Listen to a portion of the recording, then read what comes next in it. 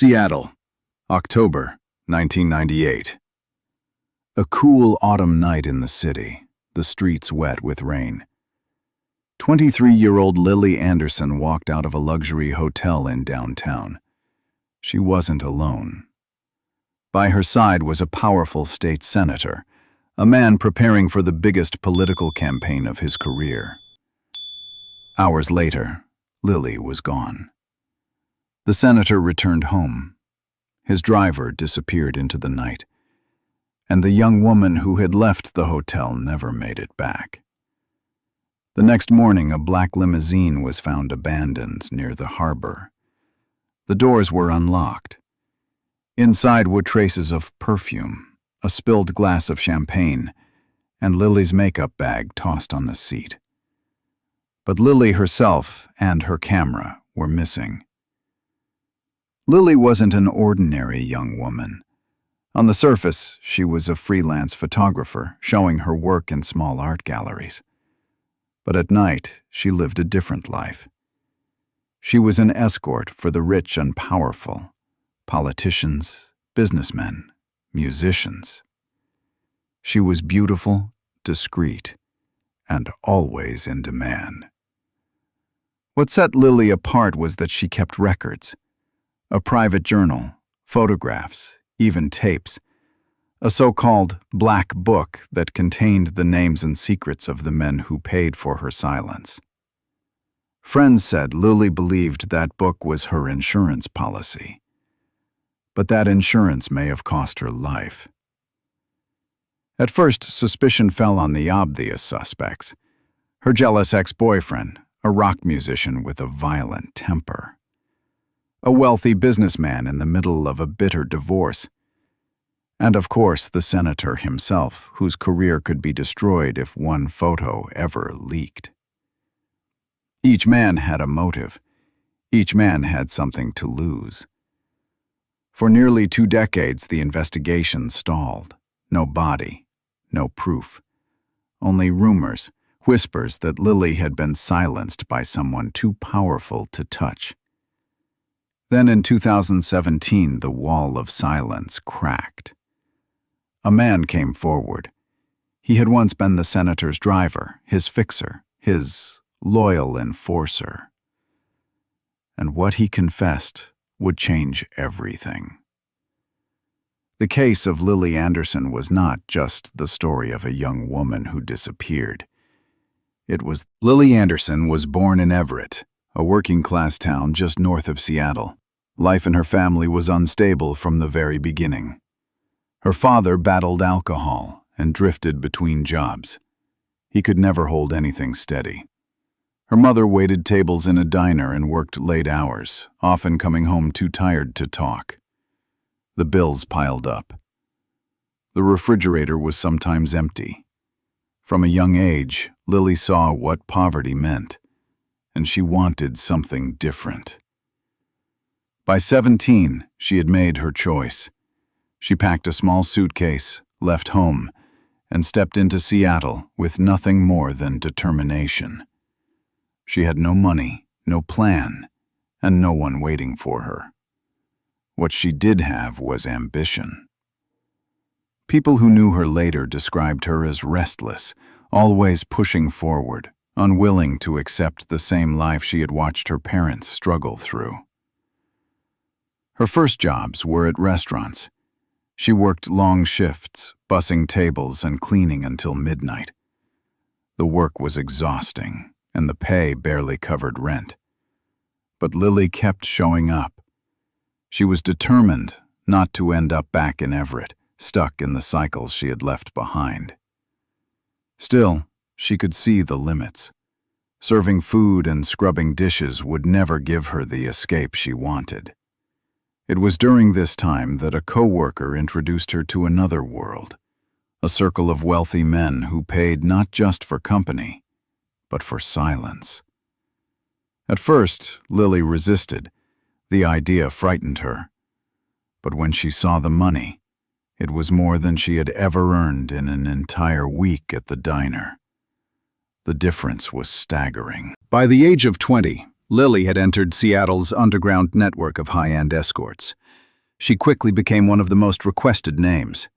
She had the look that men in power wanted: elegant, composed, and discreet. She wasn't reckless, and she knew how to play the part.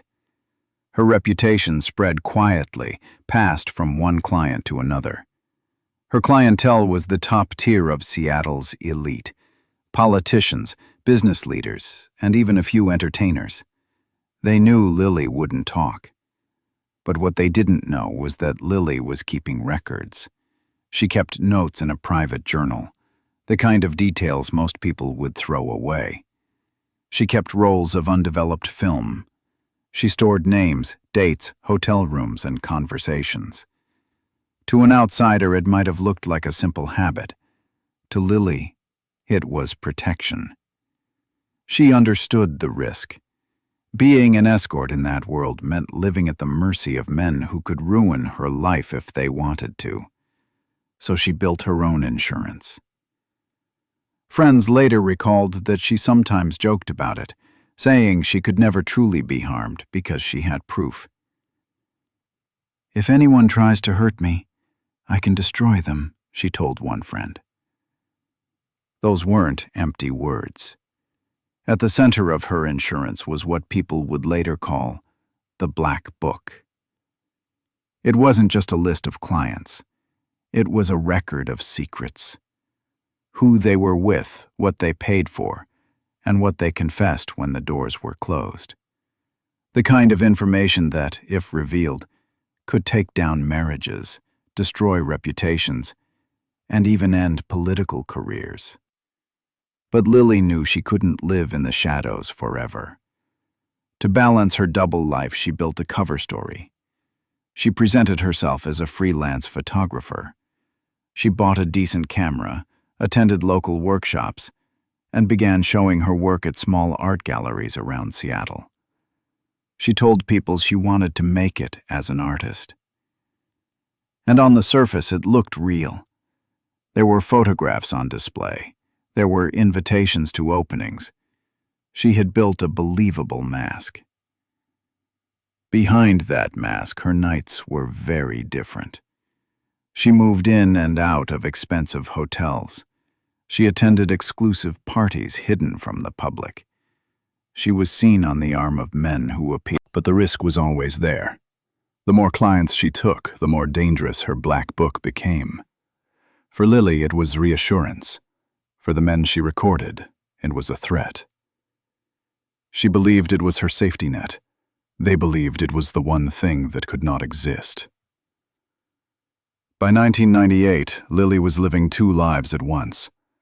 By day, she was the young photographer chasing small exhibitions. By night, she was the escort trusted by men with more to lose than they would ever admit. She thought her secret book would keep her alive. Instead, it made her the most vulnerable she had ever been. Her background was not just the story of a girl escaping poverty. It was the story of how a young woman built a life in the shadows of power, and how the very thing she thought would save her would become the reason she disappeared. By 1998, Lily Anderson was balancing two worlds with remarkable precision. On the surface, she was the ambitious young photographer, showing her work in local galleries, talking about building a career in the arts. But behind the closed doors of hotels and private residences, she was part of Seattle's hidden elite, moving in circles few people her age could ever imagine. The split life worked for a time. She had rehearsed her stories. When friends asked how she afforded her apartment in Capitol Hill, she would point to a new photography client or an art commission. When her mother called from Everett, she spoke about long hours in the darkroom. On paper, nothing seemed out of place. But keeping two lives apart was harder than it looked. Neighbors noticed that Lily often came home late at night in cars too expensive for a struggling artist. Friends from her photography classes wondered how she always had new clothes, new equipment, and enough money to travel. The questions came casually, but they never stopped. Lily always had an answer ready. Still, cracks were beginning to show. At night, in the world of escorts and exclusive clients, her name carried weight. She was trusted because she was discreet, but her reputation also brought new risks. Some clients believed Lily was too smart for her own good. They whispered that she paid too much attention, that she wrote too much down. The so-called Black Book was no longer just rumor inside her circle. It became a subject of real concern. One client, a local businessman, once confronted her directly. He asked if she was recording their meetings. Lily laughed it off, but his tone was serious. He told her, "If you're keeping notes, you're putting yourself in danger." It was a warning, and Lily ignored it. To her, the records were safety. To the men, they were a loaded gun pointed in their direction. Her double life also forced her into uncomfortable situations. She sometimes ran into acquaintances from her day life while out with a client at night. At one gallery opening, a classmate recognized her on the arm of a man twice her age, a state official. Lily brushed it off as a business connection, but later admitted to a friend that it was getting harder to keep her two words. Friends noticed subtle changes in her behavior. She had always been confident, but now she seemed watchful, checking her surroundings more often. She told one friend she thought someone was following her after a late-night meeting downtown. Another time, she mentioned a car that had circled her block twice before speeding away. Whether it was paranoia or reality, the sense of danger was growing. Her relationships were strained as well. Her ex-boyfriend, Jack Miller, had not accepted the breakup. He drank heavily, used drugs, and harassed her with phone calls. He accused her of humiliating him by being with wealthy older men. He told friends he would teach her a lesson. Lily tried to cut ties, but the threats kept coming. Jack's jealousy made him an obvious suspect in the eyes of anyone who later studied the case. Meanwhile, Lily's connections at the top became even riskier. Among her most frequent clients was Senator Richard Coleman, a rising star in Washington politics. Coleman had ambitions beyond the state legislature. He was preparing for a congressional campaign, and he could not afford scandal. But his relationship with Lily was no secret inside certain circles. Monument knew she kept notes, and that fact alone terrified him. Other men had different reasons to worry.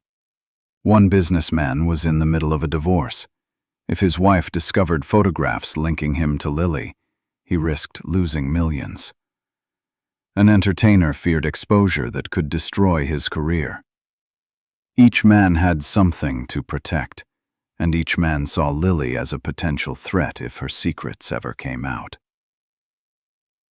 By that year, Lily was living under constant tension. By day, she performed her role as the artist, smiling, professional, approachable.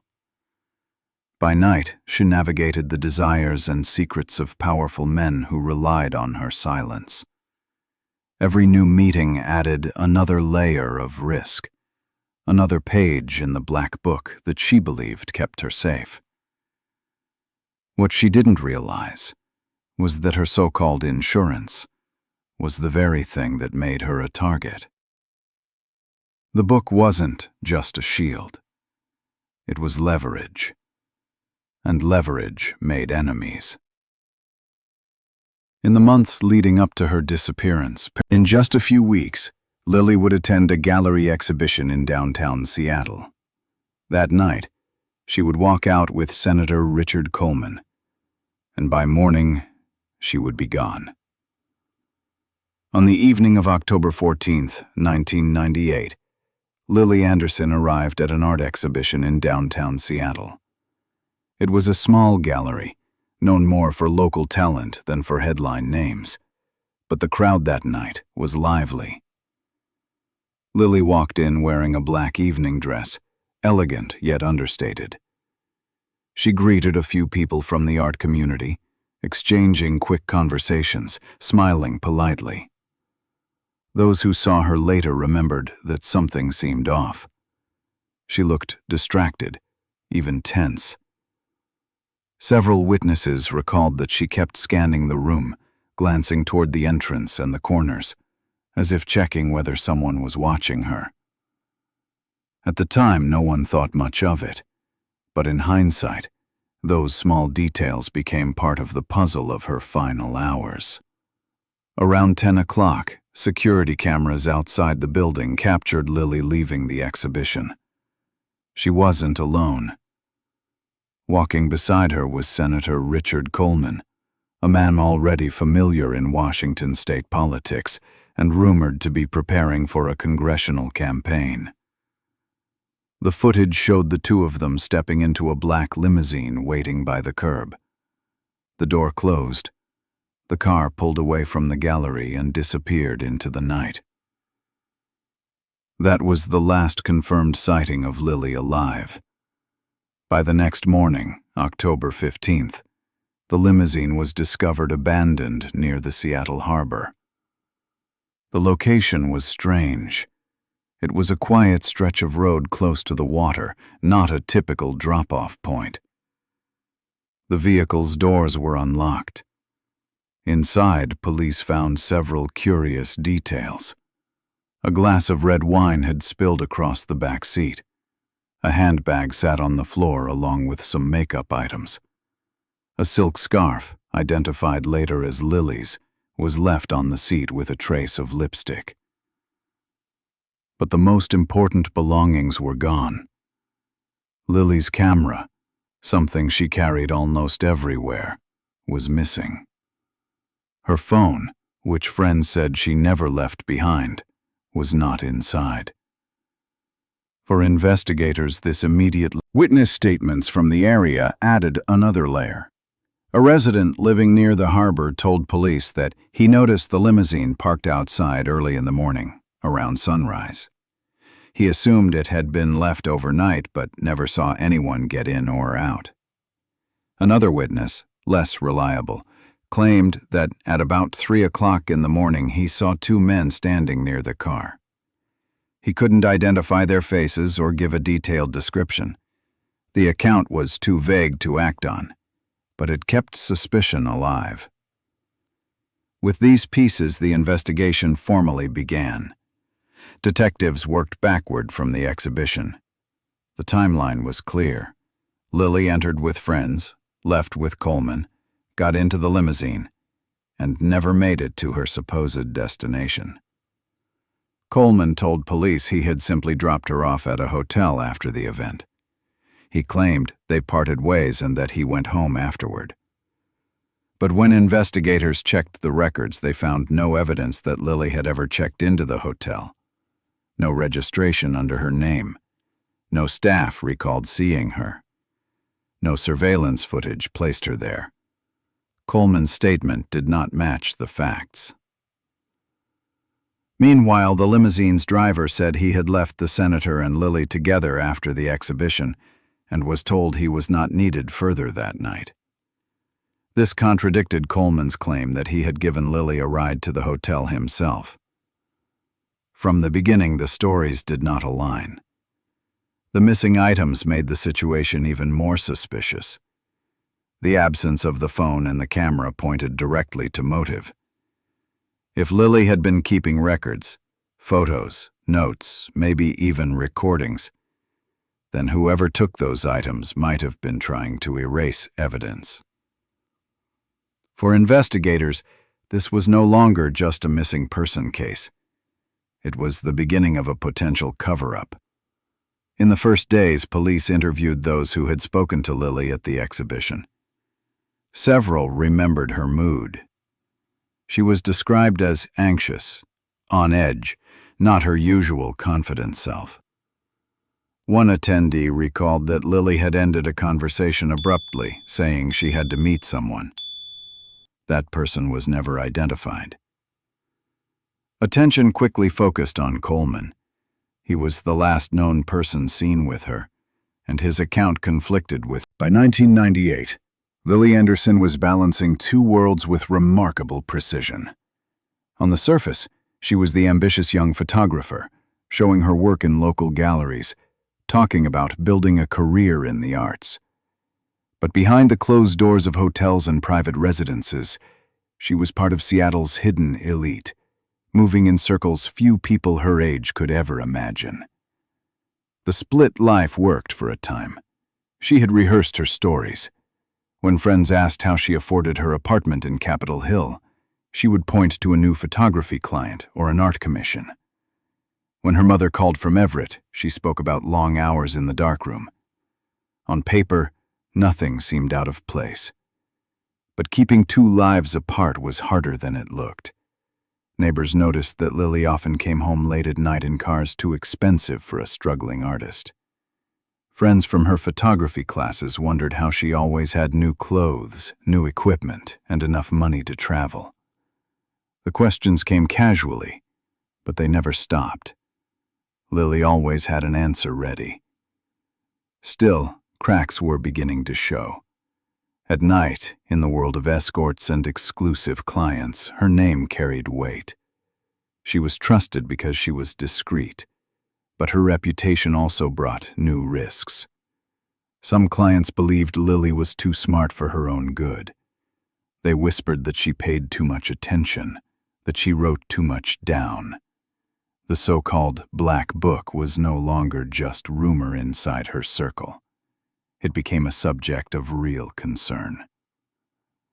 One client, a local businessman, once confronted her directly. He asked if she was recording their meetings. Lily laughed it off, but his tone was serious. He told her, "If you're keeping notes, you're putting yourself in danger." It was a warning, and Lily ignored it. To her, the records were safety. To the men, they were a loaded gun pointed in their direction. Her double life also forced her into uncomfortable situations.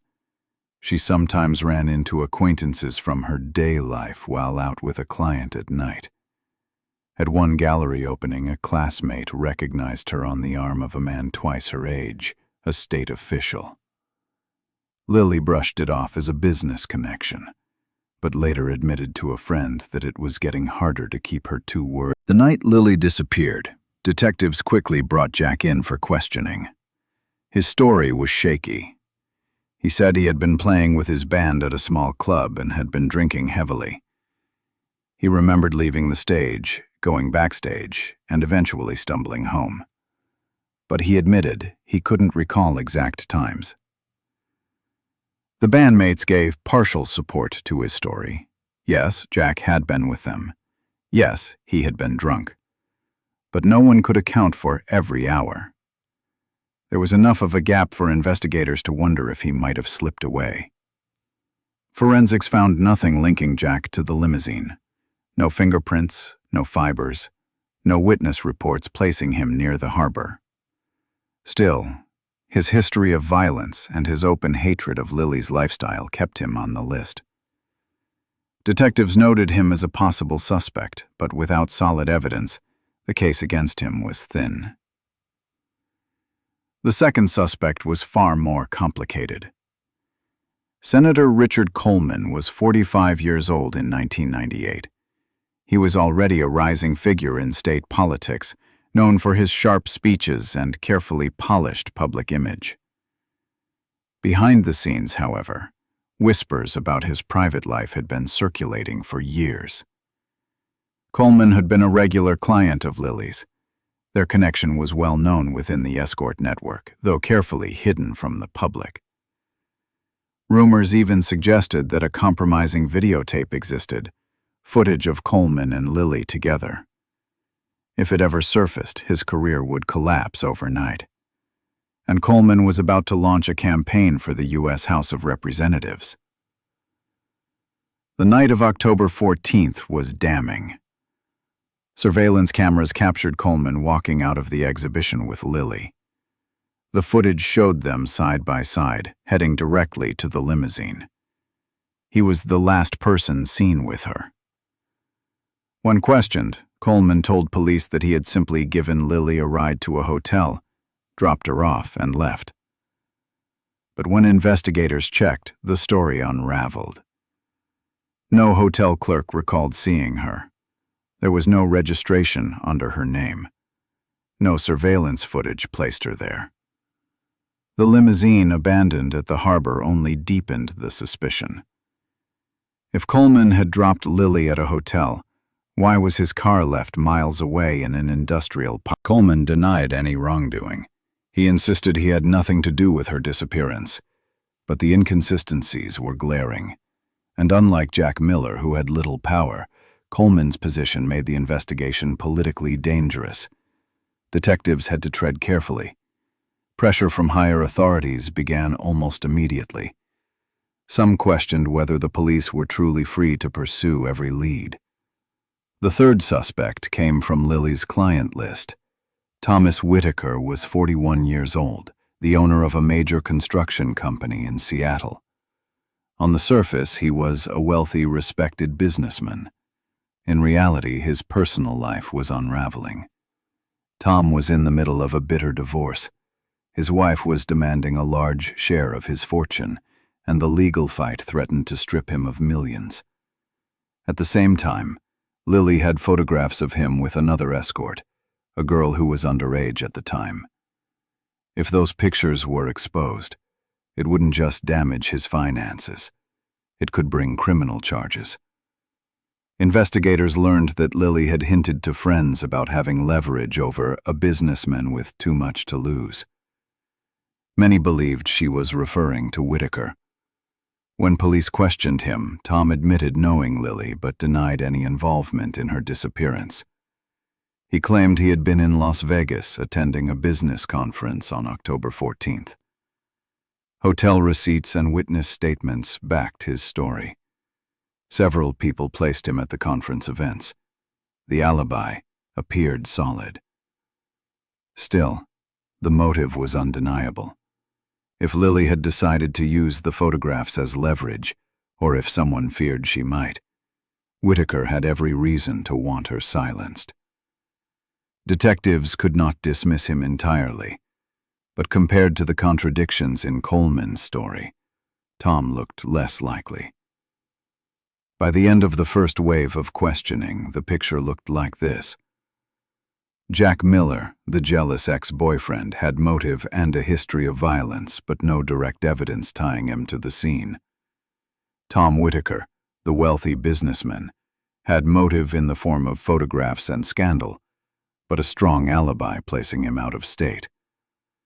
Richard Coleman, the senator, was the last person seen with Lily, and his account clashed with both the driver's testimony and the physical evidence. Each man had reason. The community began speculating openly. Some pointed to Jack, the violent ex-boyfriend, painting him as a jealous addict, capable of anything. Others whispered about Whitaker, convinced that money and influence could buy a cover-up. But the loudest voices accused Coleman. The idea that a sitting senator might be involved in the disappearance of a young escort ignited outrage. Talk shows, newspapers, and even national outlets started picking up the story. The pressure on police intensified. They could no longer treat the case as just another missing person investigation. Detectives expanded their search. They re-interviewed witnesses from the gallery. They reviewed hours of surveillance footage from downtown Seattle, hoping to trace the limousine's route. They searched Coleman's schedule, his phone records, his meetings in the days before and after October 14th. The inconsistencies multiplied. Coleman's office released statements that contradicted his interviews. His aides insisted he had returned home early that night, but timelines did not match. Some calls from his phone were placed hours later, at times when he claimed to have been asleep. Investigators also dug into Jack Miller's background. They interviewed friends, bandmates, and neighbors. They confirmed his history of violent behavior, but struggled to find any direct tie to Lily's disappearance. Tom Whitaker's alibi held strong. Witnesses in Las Vegas confirmed his presence at the conference. Flight records placed him out of Seattle before Lily vanished. For now, he was moved down the list of priorities. Despite hours of work, the most important evidence remained missing. Lily's phone, Lily's camera. Both were gone. Both could have contained exactly what she had been protecting. Proof of the men she worked with, photographs, recordings, maybe even the rumored videotape. One detective later admitted that the absence of those two items shaped the entire investigation. Whoever took them knew exactly what mattered. Without them, the case remained clouded. But suspicion kept circling back to one man. The senator who had been caught on camera. The senator whose story didn't match. The senator who had the most to lose if Lily's secrets came out. As weeks still, the pattern was clear. Someone had silenced Lily Anderson, and the question was no longer whether she was gone, but which of these men had the most to gain from her disappearance. For nearly 2 decades, the disappearance of Lily Anderson remained unsolved. Police files were stacked with witness statements, photographs, and timelines, but none of it brought answers. After months of searching, investigators had reached a dead end. At first, the case had been front-page news. A young escort tied to politicians and businessmen had disappeared without a trace. The media ran headlines for weeks. Talk shows speculated about scandal. Reporters pushed for answers. But over time, the noise faded. The story disappeared from the news cycle, and the investigation slowed. Behind the scenes, detectives admitted they faced enormous pressure. A sitting senator was under suspicion, and every move in the investigation carried political consequences. Evidence was thin, witnesses were unreliable, and leads dried up. Slowly, the case was shelved. The official classification was simple: a cold case. For Lily's family, that decision was crushing. They were left with questions, but no closure. Her mother insisted Lily had not simply run away. Her friends repeated the same thing. She had enemies, she had leverage, and she had reason to be silenced. But without proof, nothing could be done. For almost 20 years, Lily's disappearance lived in silence. In 2017, everything changed. A man walked into a Seattle police station and asked to speak with detectives. His name was David Turner, though most called him Dave. At 57 years old, he looked hardened, worn down by years of work and a lifetime of secrets. What he carried was more than memory. It was the key to unlocking a mystery that had been buried for nearly 2 decades. Dave told the detectives something shocking. He knew what had happened to Lily Anderson. He hadn't just heard rumors. He had been there. Dave's story went back to the night of October 14, 1998. According to him, Senator Richard Coleman had taken Lily. Coleman had not planned for this. Dave said that later that night, the senator called him in a panic. Coleman ordered him to come to the hotel immediately. When Dave arrived, he saw Lily's body. Coleman was frantic, demanding his help. According to Dave, refusing was not an option. Coleman wasn't asking, he was giving an order. The 2 men carried Lily's body down to the car. They placed her in the trunk and drove out of the city. Dave described the drive in chilling detail. Coleman was silent most of the way, his hands shaking on the wheel. Dave said he felt sick but stayed quiet. Fear and loyalty kept him from walking away. They stopped in a remote area on the outskirts of Seattle. It was a patch of unused land, overgrown and forgotten. There, in the cold night, they dug a shallow grave. Dave said they buried Lily with a few of her personal items, hoping to make it look like she had been taken and discarded. The phone and camera, however, did not go into the ground. Coleman kept those. He intended to destroy them. By dawn, Lily Anderson had vanished from the world. For nearly 20 years, Dave lived with that secret. He admitted to detectives that Coleman had paid him regularly to keep quiet. It wasn't a fortune, but it was enough to buy his silence. Every few months, a payment would arrive. As long as the money kept coming, Dave said nothing. But things changed as Coleman's career advanced. By the mid-2000s, Coleman was no longer just a state senator. He was aiming higher, building influence in national politics. The payments became less frequent. By 2015, they had stopped altogether. Dave felt abandoned.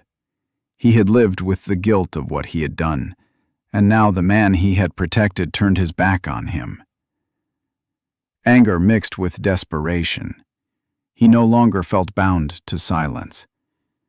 In 2017, he decided it was time to talk. When detectives heard Dave's account, they were skeptical. After so many years, anyone could claim to know the truth. But Dave gave them specifics, details only someone directly involved could provide. He described the hotel room. He described the burial site. He even remembered the jewelry. The revelation sent shockwaves through Seattle. Detectives who had worked the case in the 1990s said they had always believed Coleman was involved, but without evidence, their hands had been tied. Now, after nearly 2 decades, the truth was undeniable. The reopening of the case was swift. Coleman, once celebrated as a political star, found himself under investigation for murder. The very secret he had tried to bury was now the one that destroyed him. For Lily's family, the discovery was both devastating and relieving. They had lived in uncertainty for 19 years. Now they had answers. They finally knew where she had gone, how she had died, and who had taken her life. Dave's decision to come forward was driven by more than money. He told investigators that he could no longer carry the weight. The silence had become unbearable. He wanted the truth exposed, even if it implicated him. His cooperation allowed detectives to piece together the final missing chapters of Lily's story. The excavation site became the turning point in a case many thought would never be solved. The bones, the jewelry, and Dave's testimony tied together into a narrative too strong to deny. The missing escort of 1998 had been found. The cold case was no longer cold. The truth revealed in 2017 changed everything. What had once been rumor became fact. What had once been whispered became headline news. The murder of Lily Anderson was not the work of a jealous ex-boyfriend or a desperate businessman. It was the act of a senator, an ambitious politician willing to kill to protect his career. The story that began as a disappearance ended as a cover-up exposed. In 2017, investigators finally uncovered Lily Anderson's remains. Alongside the bones were her jewelry, fragments that matched what her mother had described almost 2 decades earlier. Dave Turner's testimony, combined with the physical evidence, reopened a case many thought would never see resolution. But finding Lily was only the beginning. The question remained: would justice finally be served against one of the most powerful men in Washington state? By late 2008, the trial began in the spring of 2019. From day one, it was clear this would be no ordinary case. The courtroom was packed with reporters, family members, and curious citizens who had followed the story for years. Networks broadcast daily coverage, and newspapers ran live updates. It was one of the most closely watched trials of the decade. Coleman did not walk into court alone. He hired some of the best defense lawyers in the country, attorneys known for winning impossible cases. They had defended celebrities, billionaires, and politicians before. Now they stood ready to protect a senator accused of murder. For Lily's family, watching Coleman arrive each day with a team of polished attorneys was almost unbearable. But they were determined to sit through every hearing, every argument, waiting for the moment when the truth would finally be spoken out loud in court. Coleman's lawyers launched an aggressive defense. They painted Lily as a manipulator, a woman who used her position as an escort to blackmail powerful men. They suggested she had threatened Coleman, cornered him, and pushed him into a desperate situation. They argued it was not murder, but self-defense. They attacked Lily's reputation, focusing on her secret life as an escort. They called her dangerous, unstable, and reckless. To them, she was the one who set the trap, and Coleman had simply reacted in fear. But the prosecution was prepared. They brought forward the inconsistencies in Coleman's story from 1998. They highlighted how his account of dropping Lily at a hotel never matched hotel records, the driver's testimony, or the abandoned limousine. They presented the forensic evidence from the burial site, items that could only have come from Lily. And they leaned heavily on Dave Turner's testimony, a confession filled with details too precise to be invented. Most importantly, they introduced Lily's journals, pages that hinted at the secrets she kept, the black book she relied on as protection.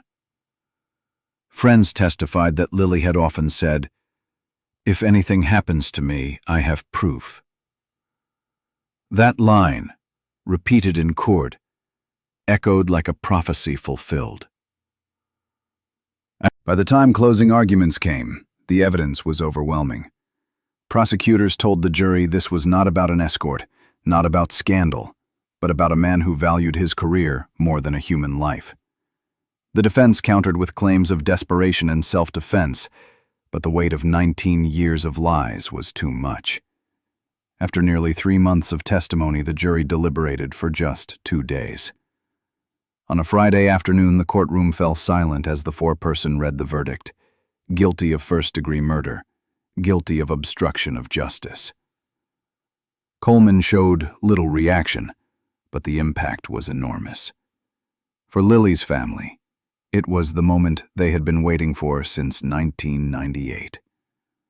Her mother broke down in tears, whispering, "Finally, she finally has justice."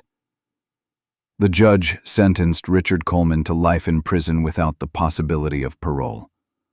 From the state capitol to Washington, D.C., the news spread instantly.